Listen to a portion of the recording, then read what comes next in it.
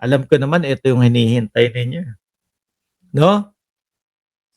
Si Baste, mga bossing, ayun na, eto na naman yung hamon po ni Baste, mga kababayan, no? Um, ulo lang ni Bongbong Ayan pa, may isang Ulo lang ni Bongbong Marcos yung kailangan daw ho nila, mga boss chief amo, sir. No? Ewan ko kung kasama ito o kasama doon sa mga paninindak, pero nabanggit dito ni Baste Duterte na mga gago sila. No? Na dapat katakutan sila.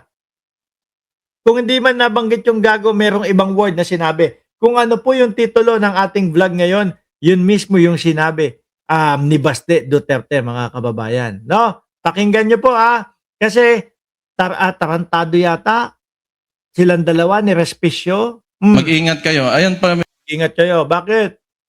Sino naman pag-iingatan? Kayo. Kayo, ikaw, na Barbie ang dating na laging ganyan. Oh, di ako bakla, lak, lak, lak, lak, lak. Di ako syokla. Di ba? Ano kayo ingatan? Barbihan, tubuhan, supsupan na naman. Isa pa ito, sumasakit ulo ko kapag ka naririnig ko ang boses, kaboses ng tatay niya. Ayo, totoo ba? Kaboses ni Baste Duterte, si Max Alvarado.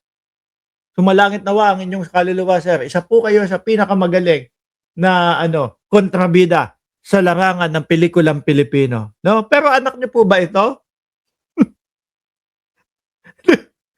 Madami nagsasabi, hindi, ikaw naman, Ma'am Neng Gigi. Ang tatay nito, si Rodrigo Duterte. No, huwag niyo niloloko na Max Alvarado. Okay. isang isiraulo si Attorney Harold Pasensya na po, iko-correct ko ang sarili ko. Hindi sinabing tarantado, hindi sinabing gago, no? Siraulo pala. Oh, may isa. Mag-ingat daw kayo kasi puro siraulo sila doon. Piso. Sabi ko nga pero nakita ko tong na ito, sabi ko, Hoy, pamura-mura sa entablado. Akala ho siguro, mga kababayan, makukuha pa ang mamamayang Pilipino sa ganung estilo. PI ganito, wala na. Lalo na yung kay Baste Duterte. Ang nakikita ko po na mga komento dito kay Baste Duterte, sinasabi ng mga kababayan natin, trying hard na magpaka-Rodrigo Duterte. Hindi daw ho bagay. No? Kumbaga, pilit na pilit lang daw ho. Siguro, yan yung style nila para sa darating na eleksyon. Kasi nga daw, si Sara, kumbaga, sabi pa nung mga DDS, akala nila si Sara Duterte tatakbo. Hindi, si Baste Duterte ang pambato natin. Ganun daw ho, mga kababayan. So, siguro, kailangan kopyahin, gayahin kung ano yung estilo ni dating Pangulong Duterte. Kaso, nahuhuli, nabubuko si Baste Duterte. No? Yung mga patapang-tapang niya na magsuntukan, magsampala, sampaling ko yan, isama si General Torre, isama si Bongbong Marcos na ating presidente, susuntukin, suntukan si Baste. Kaso nabubuko ng mamamayang Pilipino si Baste. Kasi pumapatol po yung mga hinahamon niya. Pinapatulan po siya, tapos ang gagawin ni Baste, tatahimik. Hindi na magsasalita. Meron pang isang sasabihin, ano daw? Ang sabi, kapag ang sasabihin, hindi ko naman hinamon yan. Biglang gano'n na lang, Alonly TV at I Love You Baby M. Nakita niyo ho yun, mga kababayan? Ginagaya yung estilo ng dating Pangulong Duterte, ang akala naman bagay sa kanya. Pagka pinalagan, hindi naman daw niya hinahamon. Hanggang ngayon hindi yata sumasagot si Baste. Sandali, tingnan natin. Hanggang ngayon, wala pa akong nakikitang reply ni Baste Duterte. How to meet your husband after night out with his friend. Putik na yan Lalabas ho kasi ako, kaya tayo nagmamadali ngayon. Yung misis ko nag-post, how to meet your husband after night out with his friend. Ayun parang pinapalayas. Putik na yan. Pagkatapos ng vlog ko dito, lalabas ako. Tapos papalayasin ako mamayang pag-uwi. Oh, hindi, titignan ko. Sebastian Baste Duterte. Tignan natin kung may post si Baste. 3 days ago. Wala pa din. Wala. Pasensya na po. Hindi pa din hanggang ngayon sumasagot si Baste Duterte. Na Barbie na po talaga. Paano mo ngayon lulusutan ito, sir?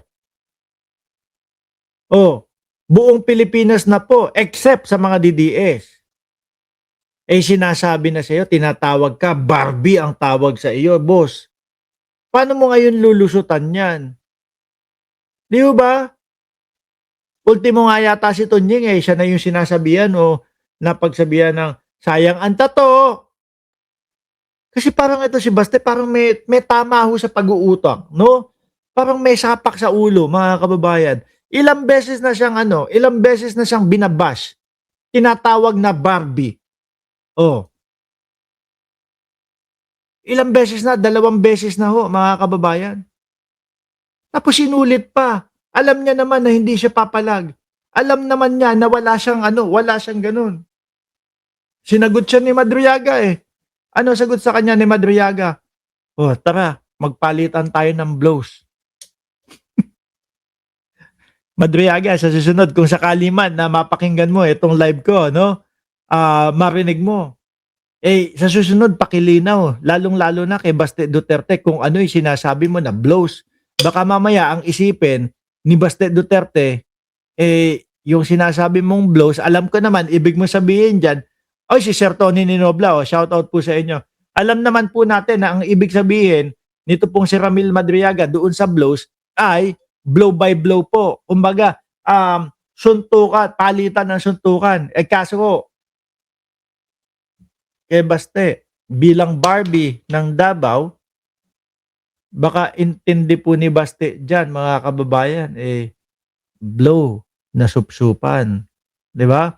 Baka yung sinasabi niya na isang ulo lang daw po ang kailangan nila, kundi ang ulo ni Pangulong Bongbong Marcos, baka po yung ulo sa baba. Ano po? Kasi kung ulo sa taas, hindi pang Barbie yun. Sabi ni Sir Tony Ninobla, BJ yung kay Baste. Lang pala ako ang si Raulo dito, may kasama na ako. Hindi, wag kang mag-alala, Baste. Tingin naman namin sa inyong lahat, puro kayo may sayad dyan. Magpapaalam muna ho ako, mga kababayan. Sabi ko sa inyo, lalabas ako Kapag po ako, ito tip ko sa inyo. Kapag ho ako nakapag-vlog mamayang gabi, which is bukas ng umaga dito sa amin yon. Pag nakapag-vlog ako, mga kababayan, ibig sabihin, hindi ako pinalayas. Ano po? Pero kapag bukas ng umaga, gabi dyan sa inyo, hindi ako nakapag-vlog, ibig sabihin nun, hindi ako pinauwi. Sa labas ako pinatulog. Okay? Magpapaalam muna ako. Maraming salamat and God bless po sa inyong lahat.